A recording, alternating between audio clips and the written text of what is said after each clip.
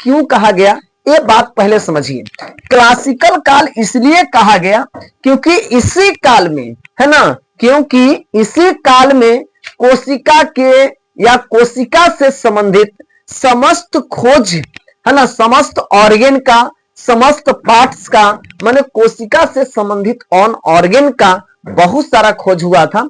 इसीलिए इस काल को हम लोग कहते हैं कोशिका क्लासिकल काल कहते हैं, है ना। क्लासिकल काल में सबसे पहला अगर प्रश्न उठता है दोस्तों, ये मेरा कोशिका उठता है ना। किसका उठता है? कोशिका। इसी कोशिका को हम लोग सेल कहते हैं, है ना। क्या कहते हैं? सेल कहते हैं। इस कोशिका का खोज, कोशिका कहता है कि किसी भी जीव के संरचनात्मक एवं क्रियात्मक इकाई को कोशिका कहते हैं। किसी भी जीव के शरीर में, है ना, किसी भी प्राणियों के शरीर में उपस्थित, है ना, एक संरचनात्मक एवं क्रियात्मक इकाई को कोशिका कहते हैं। कोशिका का खोज सबसे पहले, है ना, कोशिका का खोज जो हुआ था वो सबसे पहले करने वाला व्यक्ति था जिसका नाम था रॉबर्ट, है ना, रॉबर्ट हुक था।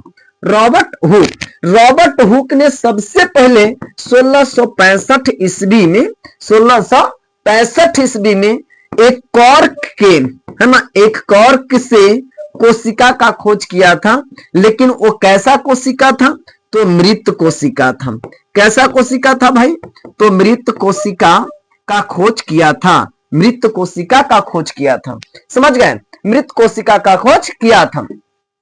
इसके बाद देखिए एक व्यक्ति आते हैं जिसका नाम है, एक मिनट, एक और कोशिका से हुआ था, लेकिन उस समय रॉबर्ट हुक ने इसे सेलुला कहा था। क्या कहा था? सेलुला। और सेलुला शब्द की उत्पत्ति लैटिन भाषा के शब्द सैंटियास हुआ, जिसका अर्थ होता है कच, है ना, कोशिका का कच।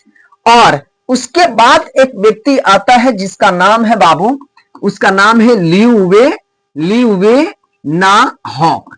ये ल्यूवेनाहॉक ने सन 1674 ईस्वी में जीवित कोशिका का, है ना, जीवित कोशिका का खोज किया था, है ना। जीवित कोशिका का खोज कौन किया भाई? जीवित कोशिका का खोज करने वाला जो वैज्ञानिक था वो नाम था एंटीना वान ल्यूवेनाहॉक, सन 1674 में। इसके बाद आते हैं एक व्यक्ति जिसका नाम है फेलिक फेंटाना,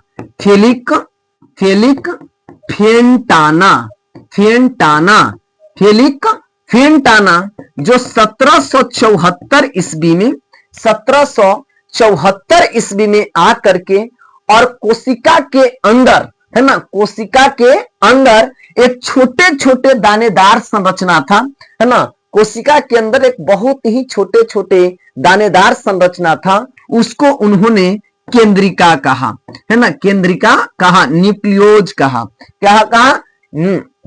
अब जो है फेलिक फेंटाना के द्वारा सन 1774 ईस्वी में केंद्रिका का खोज किया गया। लेकिन केंद्रिका का तो खोज किए, लेकिन इन्होंने ये नहीं बताया कि केंद्रिका जो है किसके अंदर उपस्थित होता है। वो तो सिर्फ देखा कि ये कोशिका के अंदर उपस्थित है। लेकिन इसके बाद एक व्यक्ति आते हैं जिनका नाम है रॉबर्ट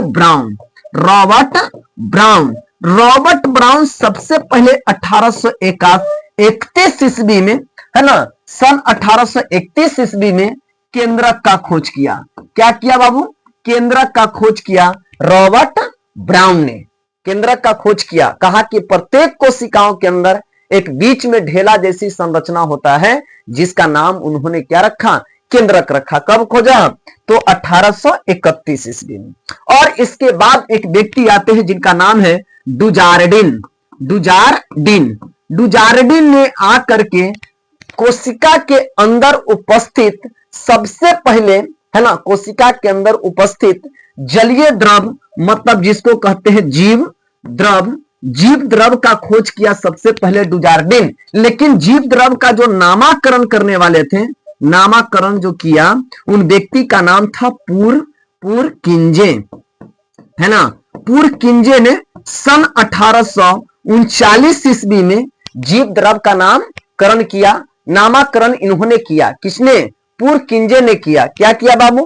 पुरकिंजे ने नामाकरण किया। समझ गए। उसके बाद एक व्यक्ति आते हैं जिनका नाम है, देखिए उसके बाद एक व्यक्ति आते हैं जिनका नाम है बाबू, जिनका नाम है स्वान तथा स्वान तथा स्वान तथा स्लाइडेन।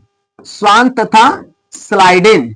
स्वान ने कहा 1838 ईस्वी में, कब कहा? 1838 ईस्वी में बोला कि प्रत्येक जंतुओं का शरीर जो है सूक्ष्म कणों से ही मिलकर बना होता है ना। प्रत्येक जंतुओं का शरीर सूक्ष्म कणों से मिलकर बना। एक किसने कहा? स्वान ने 1838 ईस्वी में।